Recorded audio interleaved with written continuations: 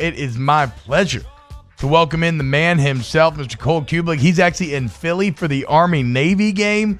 Cole, what's going on, man? Hey, not much, guys. How you doing? Doing well. So you're in Philly right now, and you work for the SC Network, meaning generally I imagine you travel around the Southeast. Philly may be a bit off the beaten path for you. So when you go to one of these new cities, right, how do you kind of look for the spots to hit up? Yeah, normally you just know, and kind of like what you said, us being SEC guys, we usually hit the same spots each and every week. I've got guys like you guys or Hester or Moscana, whoever, that I can call up and say, where do I need to go? But didn't really have an idea coming here, and actually had to go to New York for some XFL meetings on Wednesday. And I'm getting off the plane in Birmingham late Wednesday night, and I get a text from a number, and it's not saved into my contacts. And it says, where are you staying in Philly? And I'm thinking, I don't know who this is, what this is, but I'm not sure I want this person knowing my whereabouts when I'm going to a city that I've never been to. So I pulled the old new phone who dis ?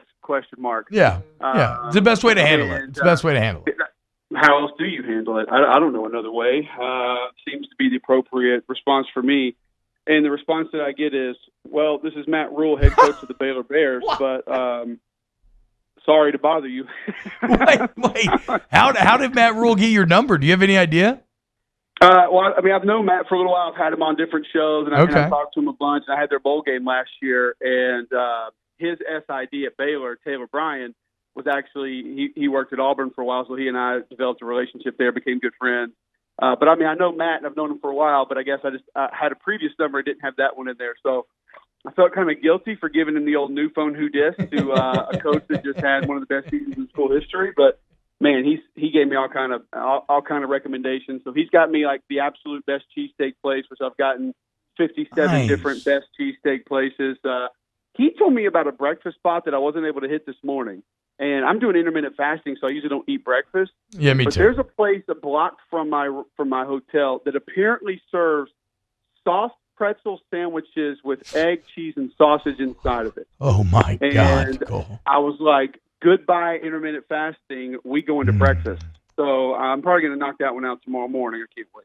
Yeah, I'm doing the fasting too, and not quite as good, but Nathan, being a kind coworker, brought me a $1 sausage biscuit, and I didn't want to be rude, so I ate it.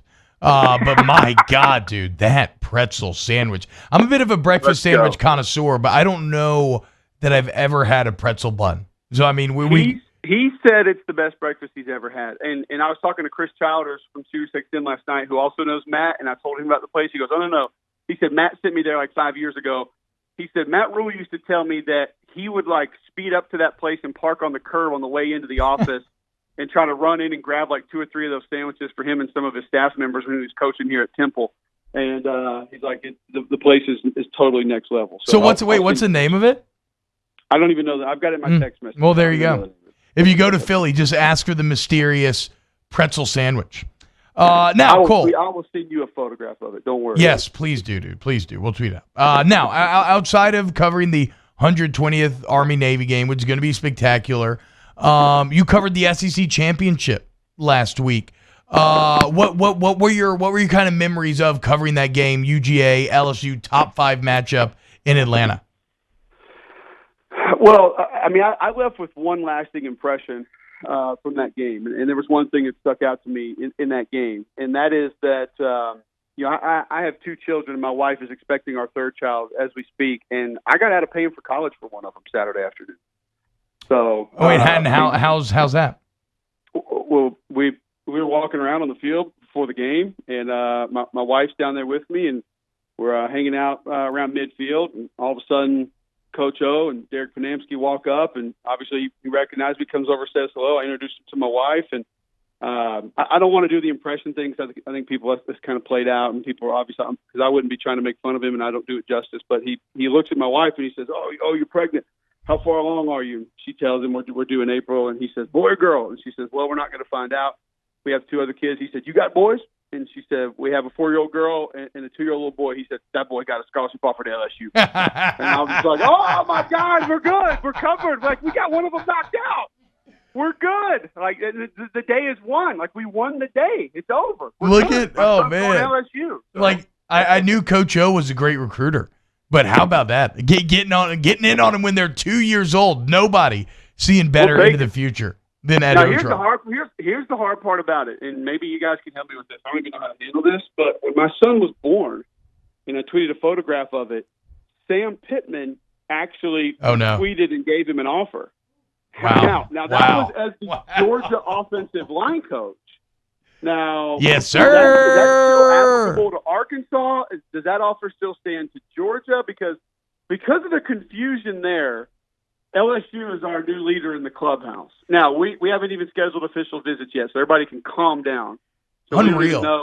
This recruitment is still open, so everybody can just take a step back. I mean, wait, but Cole, where's Gus and Auburn at, man? I mean, come on, they got to pick it up. Listen, I love my school. I did a lot, blood, sweat, tears for that school. No offers. So hey, tough. I'm here just to tell you folks how it is. And if we don't get an offer, we don't get an offer. So unbelievable. We're moving on. 2 scholarship offers at 2 years old. I love it, man. Now, as far as on the field is concerned, wait, by the way, when's your wife due in April? April 23rd. Oh, so close. So we were April 25th, my wife with our second daughter. But guess what? I went to the doctor the other day. We're now due 4/20. Oh, that's right. Gonna have a stoner, baby. I'm gonna be blazing up in the room with the doc. What's up? Look at my baby. 4/20, baby. That's right. Now, as far as on the field last week, Cole, what were your takeaways from that LSU Georgia game? By the way, you're the first person that's gone Bud Light Super Bowl commercial in the last 10 years in public. So we actually do a commercial for a roofing company that says roofs up. So it's maybe just a bit top of mind. When you do this many ads, it just becomes one giant amalgamated mess in your head. All right. I think the easy takeaways are Joe Burrow is spectacular. His offensive line gave him all day long. Jamar Chase and those wide receivers are ridiculous. That was your easy takeaway. I think the takeaway that you had to really pay a little bit more attention to in that game was seeing Glenn Logan, seeing Rashard Lawrence, seeing Caleb on Chason, seeing Apuika, seeing Tyler Sheldon be healthy on the field at the same time in spurts for the most part. Yep. And how good that group can be when they're all out there at the stadium. When I was talking to Dave Aranda before the game, and I said that they haven't run the ball well the last few weeks. Is that a concern? And he was like, Dave, he goes samurai. Wow, we gotta, if we do this, if we do that, we gotta make sure this. And I was like, Dave, they're not running the ball. I'm going to tell you right now. I was like, I'm going to tell you right now, with what you have back and the way they've been playing, they are not going to have success on the ground. Oh, we just got to make sure the edges, and we got to stop this. And I was like, I'm just telling you right now, because I had seen the way that those guys had played. I had heard that group was as healthy as they had been all year, and I think that's the part that a lot of people are losing nationally with this LSU defense. Now, Fromm had a lot of time in the pocket at certain points in that game. Outside of Caleb I think they're going to have to rely on some pressure packages if they want to get to other quarterbacks that they're going to face in the next 2 games. Yeah. But it's to see them play the run the way that they did and to see them sort of stop up and cause problems for one of the better offensive lines in college football, that was my big takeaway, because I think when you have that kind of talent on the back end, and hey, Stingley was great, obviously Patrick Queen was great, but when you have the kind of talent on the back end that LSU does, and now you don't have to overload the box to slow down somebody's run game and occupy their offensive line, you got 3-4 extra bodies that you can sort of pick and choose what you want to do with. And that is the ultimate luxury for a guy like Dave Aranda to have for the next month. Yeah, and it's pretty wild because LSU, just watching that defensive film lately, these last few games in the first time where I thought it's actually more interesting, the offensive side. They to your point, Cole, they're playing a lot of positionless football. Especially with that third down rush package where they got linebackers with their hand in the dirt. They got safeties lined up at middle linebacker, Delpit and Stevens. One can go high, one can go low. They can both go low. There's a lot of creativity right now with that LSU defense. How do they match up then going forward? Obviously, look, Georgia, like you said, was not well positioned to taking advantage of LSU's defense. What about Oklahoma? The thing that Oklahoma does very, very, very well is create space. And they do that with option plays, read plays, RPOs, quick throws, They use the entire length of the field laterally, and they have obviously guys who can take the top off deep, and then a quarterback that gives you a bit of a power run game between the tackles. So I think that can give anybody problems. Honestly, I don't care if it's Ohio State's defense. I don't care if it's Utah's defense, LSU, Alabama, Auburn. It doesn't matter. When you can create space, that gives you an advantage offensively. I think utilizing some tempo can help them offensively because still, even though a lot of these guys are back and healthy, I think depth in the front seven is still probably a little bit of a concern for LSU if they were to get in some sort of track meet, 52, 58 style football game. But I don't think that offensive line is good enough to just be able to go at the teeth of that defense. So that means you're going to have to live on the perimeter. And I think where that becomes very dangerous is kind of exactly what you just said. I mean, this LSU defense has kind of turned into an NBA team. Yes. And positionless, I thought, was a really good way to put it because the hybrid guys that they have when you think about the positions that Jacoby Stevens has played, that Patrick Queen has played, the different areas of the field that Christian Fulton and Grant Delpit can play, well, all of a sudden now having those hybrid guys, you don't have to exchange personnel as much. You don't get as many true mismatches. And I think you're able to help more on the perimeter and do different things. So I actually don't like the matchup for Oklahoma. I've been searching for things that can be extremely problematic for LSU in this game, specifically when Oklahoma has the football. And that tempo and being able to spread the field, creating space, I mean, those are schematic things. So schematically, yes, they can cause some problems. I think they'll get a couple points. I don't expect LSU to just shut them out or anything like that just because of the way they operate their offense because Lincoln can game plan. But I don't see an area or two, T-Bob, that I sit back and say, man, if LSU doesn't stop that, they're in big trouble. Yeah. Or if they don't find a way to counter these two things, it's going to be a long day for that defense.